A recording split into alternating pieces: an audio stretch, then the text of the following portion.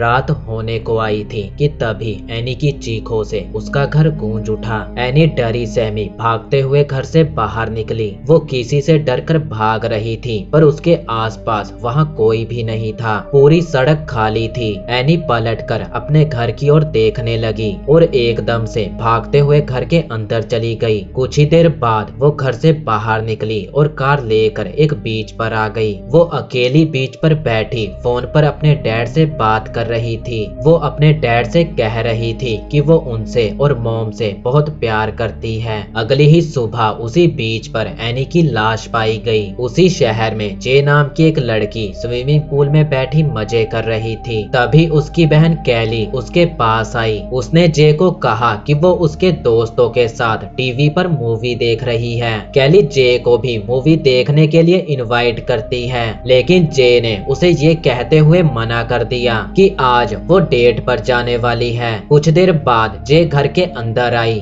जहाँ कैली अपने दोस्त पॉल और यारा के साथ मूवी देख रही थी। इसके बाद जे तैयार होने के लिए अपने कमरे में चली गई। शाम को जे अपने नए दोस्त ह्यू के साथ पिक्चर देखने के लिए निकल पड़ी। टिकट की लाइन में खड़े खड़े दोनों बोर हो रहे थे। तब जे ने ह्यू को अपने साथ एक गेम खेलने को कहा। वो ह्यू को भीड़ में से एक अजनबी को चुनने को कहती है, जिसकी जिंदगी ह्यू जीना चाहेगा, लेकिन ह्यू को जे को ये नहीं बताना है कि उसने किसको चुना है। जे खुद गैस करेगी कि ह्यू ने किसे और क्यों चुना है। ह्यू मान जाता है और उसने भीड़ में से एक अजनबी को चुन लिया। जे गैस करके बताती है कि ह्यू ने जरूर उस लड़के को चुना होगा जो अपनी जीएफ के साथ रोमांटिक बातें कर रहा है। जिस पर ह्यू ने कहा कि नहीं, उसने उस छोटे बच्चे को चुना है क्योंकि वो उस छोटे बच्चे की तरह टेंशन फ्री लाइफ जीना चाहता है। अब इस गेम में जे की बारी थी। वो पीछे पलटी और उसने एक अजनबी को चुन लिया।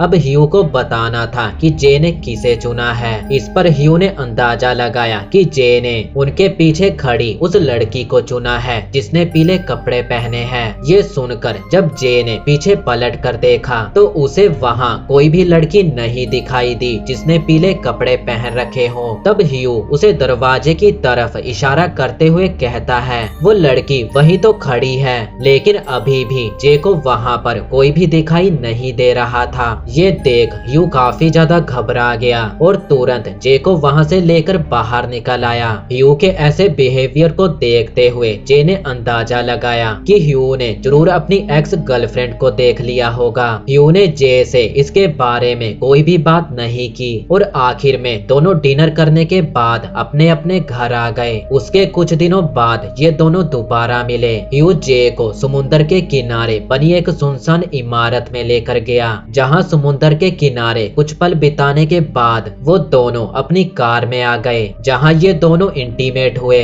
जे ह्यू के साथ अपनी पूरी जिंदगी जीने के सपने देखने लगी थी, लेकिन तभी ह्यू ने जे को क्लोरोफॉर्म सुंघाकर बेहोश कर दिया। जब जे की आंख खुली तो उसने खुद को एक चेयर के साथ बंधा पाया। उसे ह्यू की ऐसी हरकत पर यकीन ही नहीं हो रहा था। वो खुद को छुड़ाने के लिए छटपटा रही थी, लेकिन बहुत कोशिशों के बाद भी वो खुद को छुड़ा नहीं पाती। तभी ह्यू वहाँ आया और वो जे को कहने लगा कि उसने जे के साथ इंटीमेट होकर जे को अपना एक शराब दे दिया और अब वो शराब हर पल एक साए की तरह जे का पीछा करता रहेगा। ये साया उसे अपने दोस्त या रिश्तेदार या किसी अजनबी के रूप में दिखाई दे सकता है और ये हमेशा जे को मारने की कोशिश करेगा। और अब जे को बस किसी तरह उससे बचने की कोशिश करनी होगी। अगर वो साया जे को मारने में कामयाब हो गया तो वो फिर से ह्यू के पीछे पड़ जाएगा, और अगर जे को उस साए से बचना है तो उसे जल्द से जल्द किसी और के साथ इंटीमेट होना होगा, जिससे कि ये शराब उस पर चला जाएगा।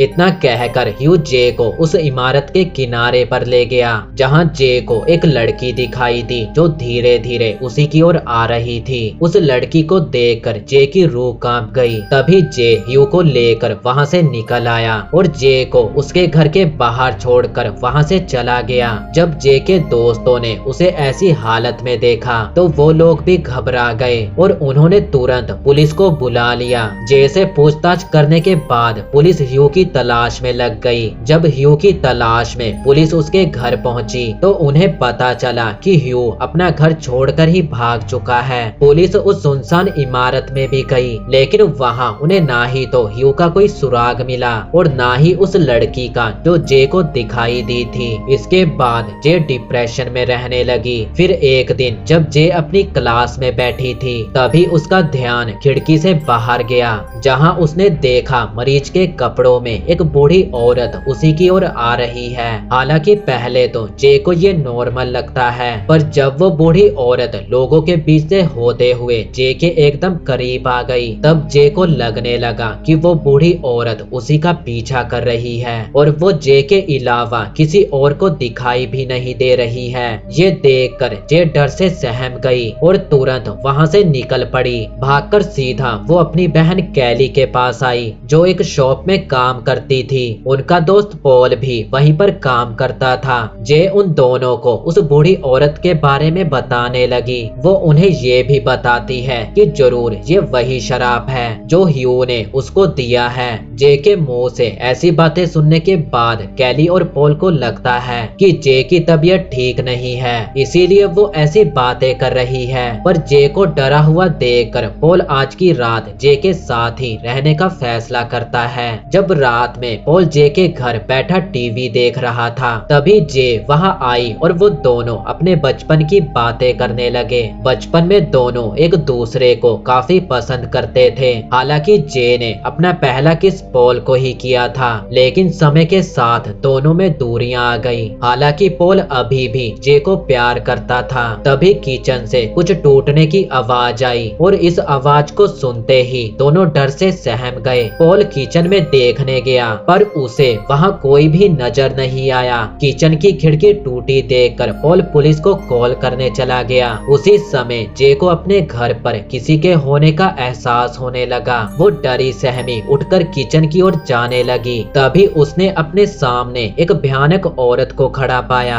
वो औरत देखने में जिंदा लाश लग रही थी। वो धीरे धीरे जे की ओर ही बढ़ रही थी। उसे देखकर जे डर से चिल्लाने लगी। वो चिल्लाते हुए वहाँ से भागने लगी और एक कमरे में जाकर उसने खुद को बंद कर लिया। जे की चीख सुनकर जब उसके दोस्त उसके पास आए, तो जे उन्हें उस औरत के बारे में बताने लगी, लेकिन वो औरत जे के अलावा किसी को भी दिखाई नहीं दी थी। इसीलिए जे की बातों पर किसी को भी यकीन नहीं होता। उन्हें ऐसा लग रहा था कि जे की मानसिक हालत खराब है, जिसके चलते उसे ऐसी चीजें दिखाई दे रही हैं। तभी दरवाजे पर कोई नॉक करने लगा, जिसे सुनकर तीनों डर से सहम गए। कैली ने किसी तरह हिम्मत जुटाकर दरवाजा खोला। दरवाजे पर कोई और नहीं बल्कि इन्हीं की दोस्त यारा थी, जिसे देख उन तीनों की जान में जान आई। पर तभी यारा के पीछे से एक लंबा चौड़ा आदमी, जिसकी आंखें नहीं थी, वो यारा के आर पार होते हुए सीधा जे की ओर ही बढ़ रहा था,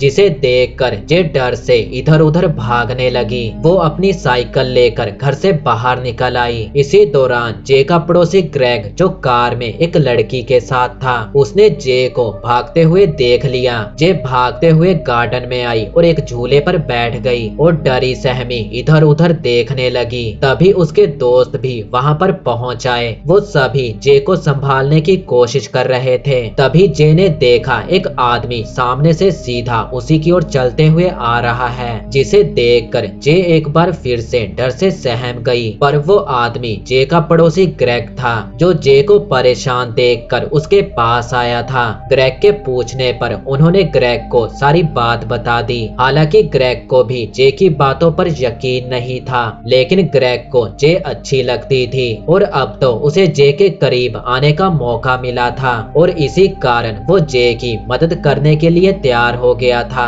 ये सब जे का ह्यू से मिलने के बाद ही शुरू हुआ था, इसीलिए ये सभी सबसे पहले ह्यू को ढूंढने के लिए निकल पड़ते हैं। सबसे पहले ये लोग ह्यू के घर पहुँचे। ये लोग देखते हैं कि ह्यू ने अपने घर की सभी खिड़कियां और दरवाजों को अखबार से ढका हुआ था। साथ ही उसने वहां पर बहुत सारी बोतलें और कैंस भी लटका रखे थे, जिससे अगर कोई उसके घर में आए तो उनकी आवाज से उसे पता चल जाए और वो अपनी जान बचाकर भाग सके। सभी लोग अलग अलग कमरों की छानबीन करने लगे। पॉल को छानबीन करते हुए कुछ मैगजीन मिली। एक मैगजीन के अंदर उसे पॉल की एक फोटो मिली। पॉल ने जे को वो फोटो दिखाई। स्कूल की यूनिफॉर्म देखकर देखकर जे समझ गई कि वो कौन से स्कूल से हैं। इसके बाद ये सभी ह्यू के बारे में जानने के लिए उसी स्कूल में पहुंच जाए। स्कूल में इन्हें पता चला कि ह्यू का असली नाम जेफ है और वो इसी शहर में अपनी माँ के साथ रहता है। स्कूल से इन्हें जेफ के घर का एड्रेस भी मिल जाता है और जब ये लोग उस एड्रेस पे पहुँचे तो जेफ इन्हें वहाँ मिल गया